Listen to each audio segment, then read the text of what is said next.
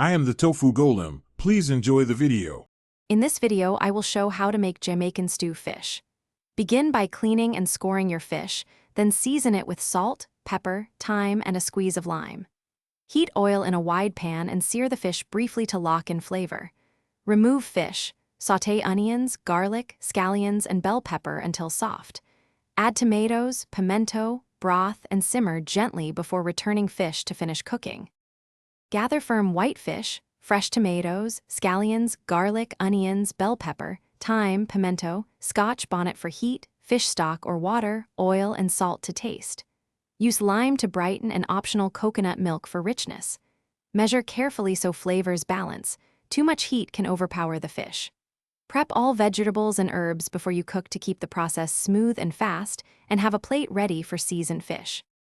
Quick recommendation: if you are enjoying this recipe, please subscribe and like to support the channel and get more Caribbean cooking.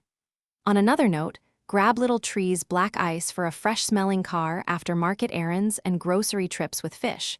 It's a small upgrade that keeps your ride pleasant. Check the description for the link and other deals, and thanks for the support. Now let's get back to the video.